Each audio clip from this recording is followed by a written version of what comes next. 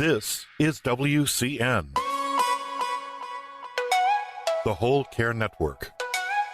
You talk, we listen. Content presented on the following podcast is for information purposes only. Views and opinions expressed during this podcast are solely those of the individuals involved and do not necessarily represent views of the Whole Care Network. Always consult your physician for medical and fitness advice, and always consult your attorney for legal advice.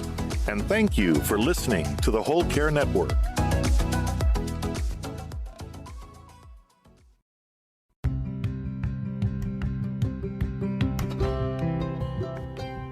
Welcome to Island Treasures, a place to hear caregiving stories from actual caregivers who are walking their own caregiving journey. This podcast is brought to you by Alongside Caregiver Consulting, and I am your host, Alison Van Schie from beautiful Vancouver Island in British Columbia, Canada. Today I invite you to join with me as we listen to a great love story that built the foundation of selfless caregiving. You will meet Roy, who looked after his wife Nan through several illnesses until her passing earlier this year. Roy shares, and as he does, you will see that their love still continues.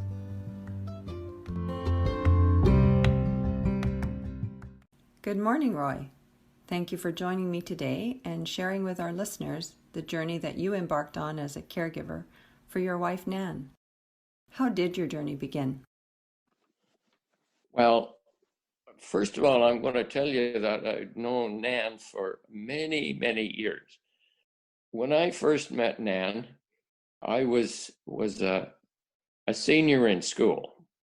We went to the same school. I was in grade 2 and she was in grade 1. I was 7 and she was 6. And when I figured it out after Nan had died, we had known one another for 78 years. And I remember when she started school, because the story goes that I went home and I said to my mother, I said, there's a little girl that started school today. But I said, there's something wrong with that little girl. And my mother said, well, what do you think is wrong with her? I said, well, my buddies and I don't understand her. Oh. She speaks funny, I said, really strange. And my mother started to laugh apparently and said, Roy, there is nothing wrong with that little girl. She cannot speak English and you cannot speak French. So anyway, that was my introduction to Nan. Oh. And we've known one another since that moment. Wow. No wonder you have such a deep love and respect and just a commitment over those 70-some years. So just give us a little bit of information on the timing of you taking on a caregiver role of Nan. Okay, Allison, I shall try. The thing is, I don't have everything. I used to record various meetings and what have you, but of course they got pretty mixed up.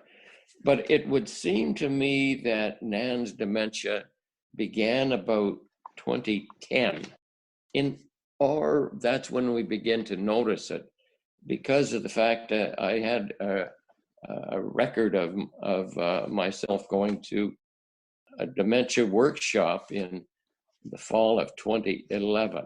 Okay. So that's ballpark when the dementia began. I'd gone to that workshop, and I do remember earlier on having talked to my doctor about dementia. I think he gave her a little test. He draw this line that way, that line this way, and all that. And he said to me, I don't know if he told her directly, that she had the beginning of dementia. And at the same time, he told me that she would not receive any treatments for it, because of the fact that she had heart problems. She'd had a stent put in, and that as near as he could see, he said all of the medication that they were using for dementia was not something that you should be using for the heart. It was against the heart. So that was that. And I also asked him, I said, well, what type of dementia is it? And he said, does it really matter? He said, dementia is dementia. And it isn't going to matter to Nan whether it's this type or that type. And he says, it isn't going to matter to you nor to me. And well, anyway, that was the last of the real testing that we did. But pretty much in lockstep with this came Nan's blindness. She gradually became blind. She had a cataract surgery in 2012. And at the time, they also had her on, she had glaucoma, and so they had her on glaucoma medication. Okay. Basically working together. And soon after, or I guess it would be soon after, she got a macular edema, which professes itself the same way as macular degeneration. And she had macular edema in the right eye, and it went into the left eye as well. But as near as I can figure out, macular edema would be basically a stroke in the eye. That was what one of the doctors said to me. It's like a stroke in the eye, Roy. And, there's nothing you can really do about it, but she did take a lot of treatments over the years. She had eye injections. I used to take her down to started out Victoria and then Nanaimo for eye injections. So we did that for many years. She had a lot going on. She had a lot of health issues going on, and you were there beside her the whole time. Sorry to interrupt. You were on a roll. Okay. So you were talking about the eye injections. Yeah. Well, first of all, they couldn't give them here because for some reason our ophthalmologist, I guess, is that what they call them? She couldn't inject them, but eventually she did the injections here. Okay. But most of them were done in Nanaimo, and they had a lot of very good equipment there to take pictures of the eye, and they used to show me what they were doing. It sounds like you started out having to go to Victoria, which is about a 3-hour trip, and perhaps you would stay overnight, and then you were able to go just to Nanaimo, which is an hour away from us, and then you were able to get the injections locally. Is that what I'm understanding? Yeah, eventually we got them here. But so that's a lot of road we never time. did stay overnight in Victoria. Okay. Nan or I never cared much for hotels. Okay, yeah. We liked our home. Yeah. Well, that's a sign that you had a really comfortable home. Yeah. Oh my. Yeah. So you've been there helping her with her loss of vision, her dementia, which could cause confusion, all the appointments that you had to take her on. You've been there a long time beside her and loving on her and just being a good, strong support for her. So how did your life change when you did take on the role of caregiver? I've only known you as a caregiver, so what was your relationship like before? Well, when Nan and I retired, I think I'll maybe start there. We moved here to the Valley. Okay. And we got quite involved, first of all, in the church. We're both Catholics. And we took up square dancing and round dancing, RVing, and we did a lot of skiing. We took up all kinds of things. We traveled a lot, but the main thing was we were involved in the community, and Nan was involved with the church probably more than I was. And we played a lot of cards. We traveled down to Arizona in the winter. But to begin with, I remember we made a trip to the south to see if we should get involved in going south for the winter. So we went from place to place and seen what they all had. We came back and I said to Nan, I said, I think I'd rather ski for a few years. And she said, you bet, I'm not ready to sit and play cards all day long. And she said, I don't want to do that. So Nan and I spent about 10 years skiing, and neither one of us were really good skiers. I used to ski patrol on the cross country for about 3 years, and we loved downhilling as well. And at the time, I was getting enough pay from patrolling that I could pay for my downhill. So that was great. I worked it off, and that way I spent a lot of times 5 days a week up there. Oh. Ann and I would normally ski at least 2 to 3 days. She was a good cross-country skier, and she loved to downhill ski too. The thing is, what we really liked was, or she really liked was, if it was groomed really smooth, and she loved speed. She would go like a dart down there.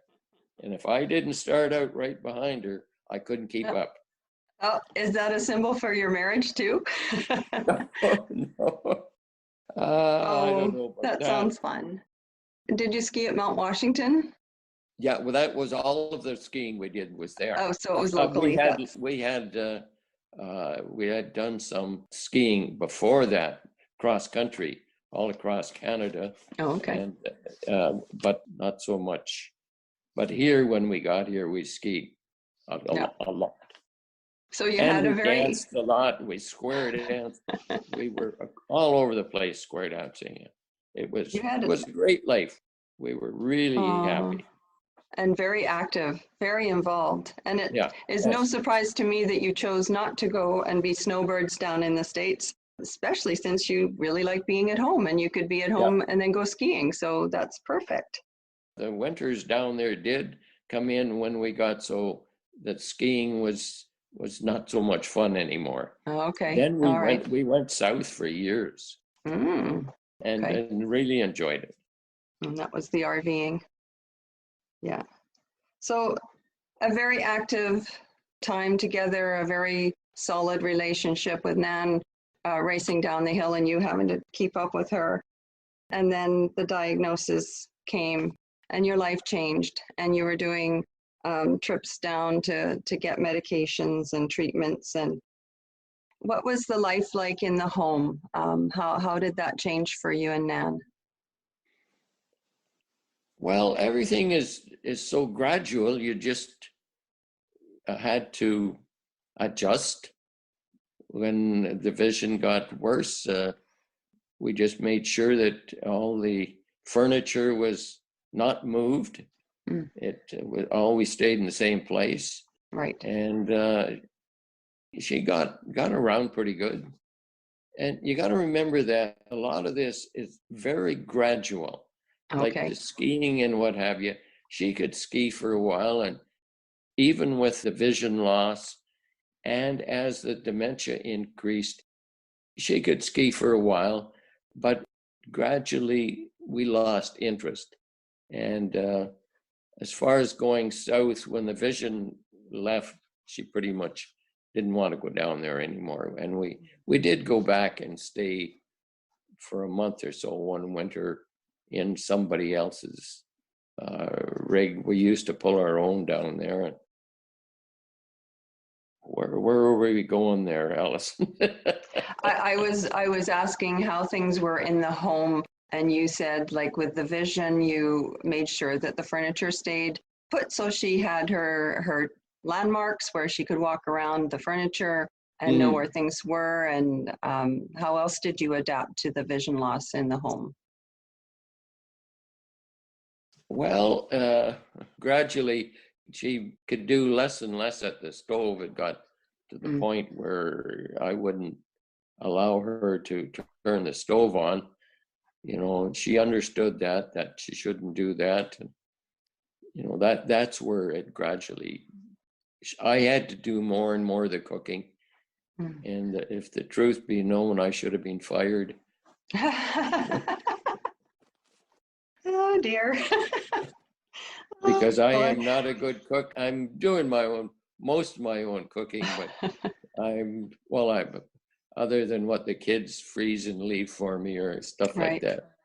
Right. Or I buy frozen. Okay. Yeah. It seems to grow.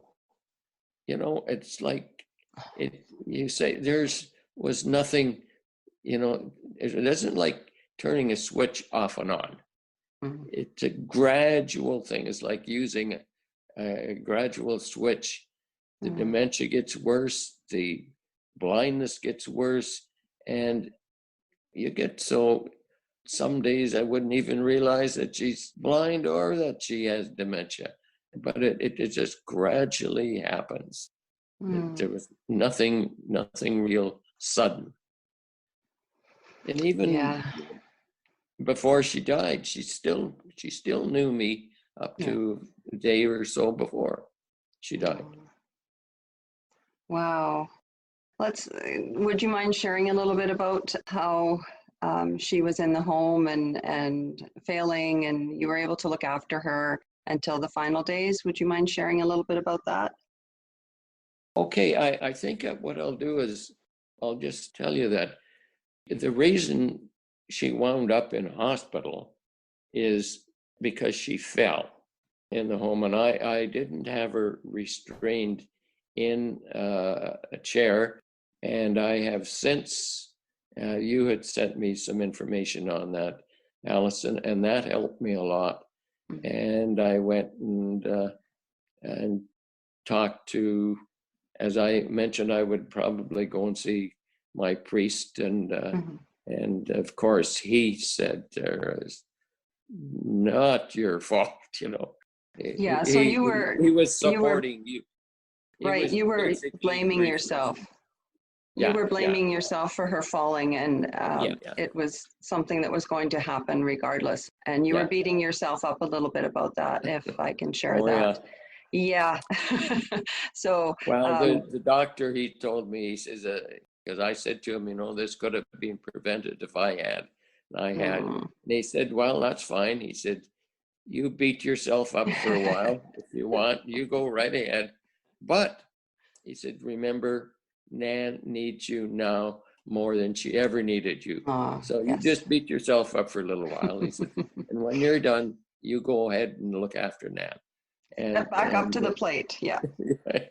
So anyway, but so she went to the hospital, and this COVID thing, which I just hate, it became a real challenge in that at first they would allow me in to be with Nan, where no other guests are being allowed in other than the people that were essential, as they said. Right. And Nan was palliative, so it was essential. And then they were going to stop me from even getting to see her. Then they said, well, after tomorrow or after day after or a couple of days, you're not going to be able to come in here either. No guests. Well, I said, that isn't going to happen. And so that's when we got a hospital bed put into the house. And Nan used an ambulance and brought her home and put her in there. And that was a whole new experience, but it was probably the absolutely best thing that we did, because I was with her all the time, and she wasn't in a home somewhere where she was by herself, because Nan depended on me. By this time, I was, she had to have me, because when she was in the hospital, I'd get there and they would say, Nan has been calling you since 3 a.m. and I'd be there at 7. She said, last 4 hours, she's been calling for you. And when I brought her home, one thing I must say is the care people that came were absolutely fantastic. People would come at 8 in the morning, noon, 6 in the evening, 9 in the evening, at 3 in the morning. And they did a super job. They all were well trained. There was one girl that came that wasn't, and she basically asked me what to do. And I think she was just a young lady, and I think she knew what to do. She realized that I had been helping to roll Nan and to do everything with her. I was with her all the time. They never touched Nan unless I was there. And this young lady asked me, and she just came the once, but she needed to learn too. So I very kindly said, well, we'll do this and we'll do that, and which we did. But anyway, the care given was great. For the nights, because Nan would want me to be near, I used my lazy boy chair. I was able to roll the hospital bed down to the same level as the lazy boy, and I laid in the lazy boy beside the hospital bed, and I could reach out and touch her, hold her hand, and give her the assurance that you were there. Yeah. Wow. It sounds like the formal supports that you had, you really appreciate, and it sounds like the one that was a little less appreciated really saw that you were the expert and needed the confidence that you were going to give her by showing her how to just care for Nan. So the formal supports sound like they were a blessing for you. Oh, they were. Absolutely. Absolutely. Yeah. So Roy, then this happened in the home. She was able to stay in the home for, I think you told me previously to this podcast, about a month. Was she in the home? Yes. Yeah. Ballpark a month. Yeah. Maybe a little bit longer, but not much. Okay. So what did you find to be the most rewarding aspect of being a caregiver of Nan? Well, like you had given me these basic questions, and rewarding, I'm not sure if that is even the proper word, but I think I know where you're going. But I've got to say that Nan and I had a very deep love for one another. The fact that I knew her for 78 years and I was married to her for 64 years, we had a lifetime commitment.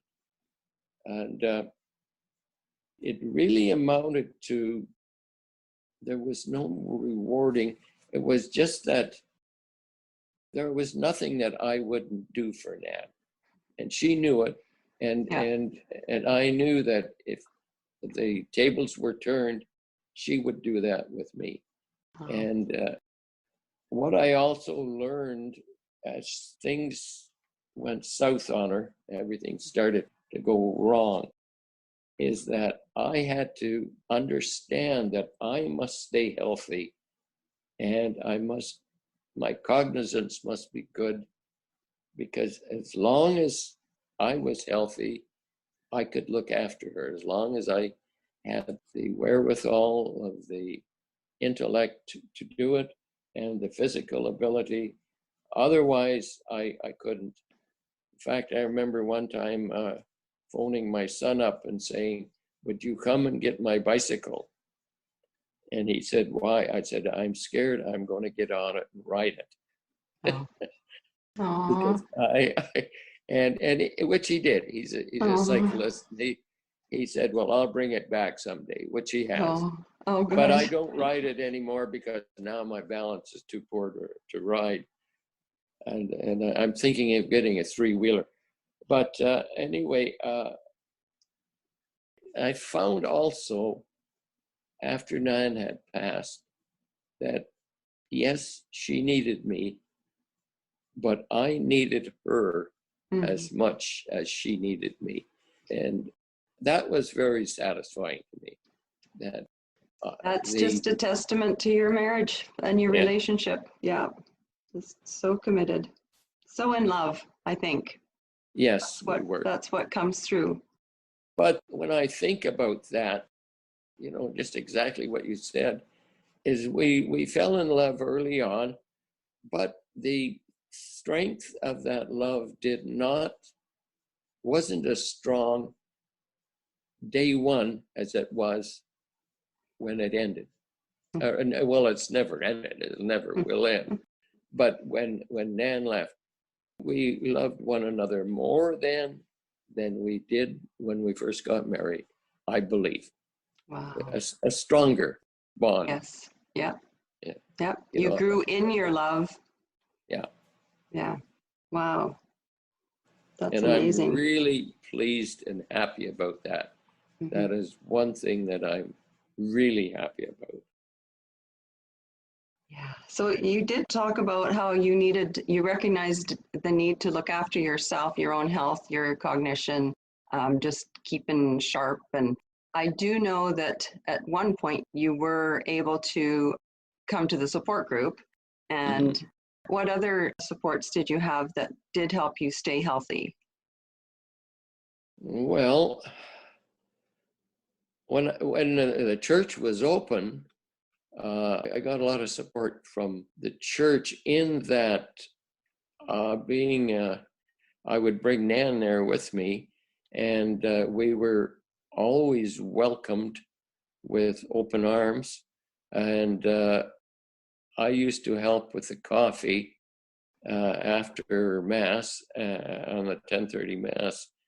And I'd take Nan downstairs to where we had coffee, and a lot of people would gather around her to help with her because I was busy trying to serve coffee.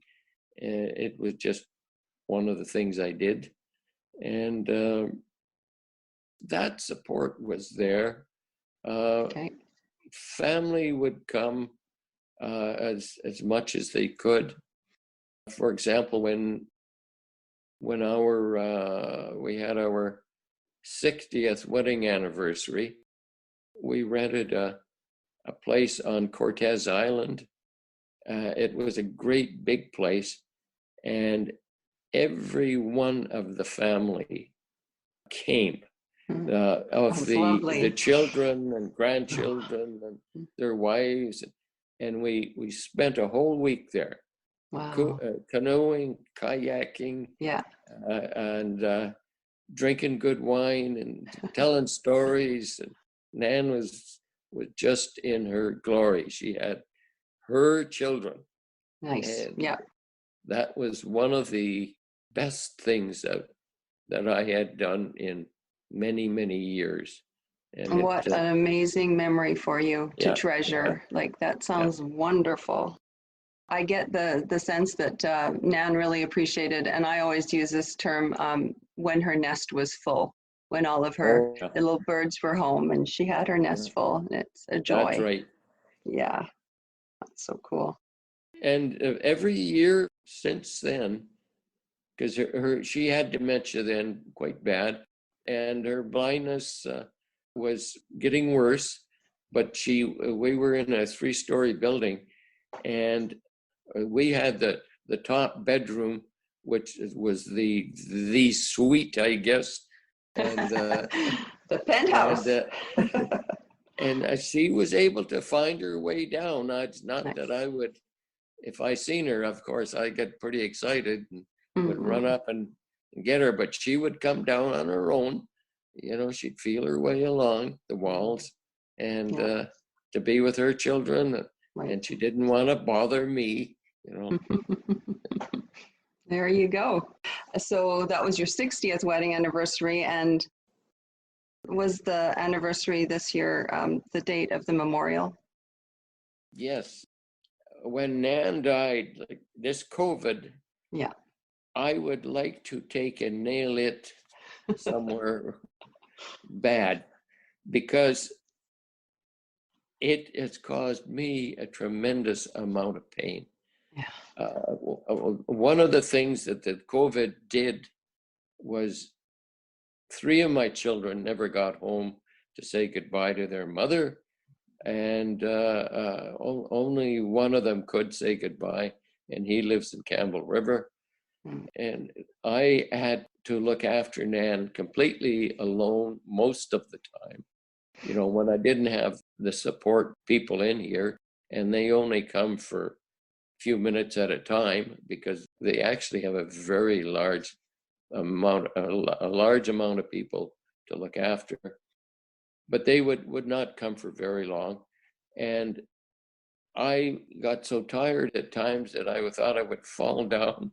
And I know that my family would have been here and I would have had a lot of help, which I didn't. But I was so unhappy that they couldn't come to say goodbye to their mother. And when it came time for a funeral, the church was locked up solid. There was no funerals being had. So anyway, I waited, and finally it opened up so that you could put 50 people in it. And that's when we decided we'd have the funeral for Nan. She had been cremated, but that's when we decided we would have the funeral. And what we did was I chose that we would have the funeral on the 16th of July, which was our 64th wedding anniversary. It impacted me so much when you had shared with me previously that you held the memorial on your anniversary. What would have been your anniversary? That was a huge impact to me. And again, a testament to your fantastic relationship. And Roy, your pain being alone just comes through, and it is heartbreaking. And COVID restrictions are impacting people still, and it's almost a tragedy. It's been so hard on so many people. You have risen. You are amazing. You have come through, and you're sharing your story, and you just engaged our support group with your story, and now you're sharing it with our listeners today, which I thank you so much for. I do encourage you to keep on looking after yourself, and I know you have coffee dates with your friends, and that I hope you do still manage to go and worship as you have been doing, and just continue to look after yourself. Is there anything else you would like to add before I conclude our time together today? Well, I don't know. I haven't really got a lot to add, other than the support group, the dementia support group that you have started. And I remember going to it. I think I went to not necessarily a first meeting, but soon after. And I was pretty impressed with it. The thing is, you remember when I came and I said, well, this is my last meeting. I'm going to not come anymore. There's no need for me to come anymore. I didn't realize really what I was saying, because I need that support probably more now than I needed it before Nan left. It was good for me, and as long as I can help some of the others, because they've got some long struggles ahead of them, many of them. Yeah, and you recognize the wisdom you have, and you know how to impart it onto others. Yeah. You are in a different stage than many of the other people, but your wisdom, and that's why I was so grateful when you said, you responded positively to being a guest on the podcast. You said, I'm not sure what I'm getting myself into, but yes, I'd be happy to venture into something unknown. And to me, that's just a true caregiver spirit. It's like, I'm in this journey and I'm embracing it, even though I might not like it. I'm going to give it a whirl. And thank you so much for that. So I do want to thank you for sharing your insights today. I really do appreciate you taking time out of your busy schedule, as I recognize that there are still many demands on your time, Roy, and your personal time is precious, and you shared it with me and you shared it with our listeners. So thank you so much. Well, I thank you very much, Allison, for doing this, and it'll be interesting to see where this all goes. I'm interested to find out exactly what happens. I'm interested too, and my hope is that we, through this podcast, will be an encouragement to other caregivers. Again, thank you for sharing your wisdom. I thank you very much, Allison. Have a good day. Bye-bye. Thank you.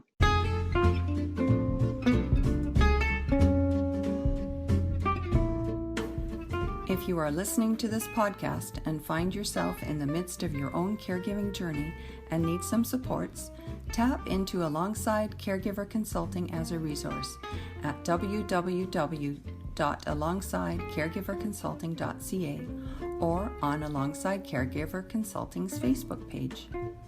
If you'd like to be a guest on the podcast to share your own caregiving journey, please contact me by email at alongsidecaregiverconsulting@shaw.ca or again through the website alongsidecaregiverconsulting.ca.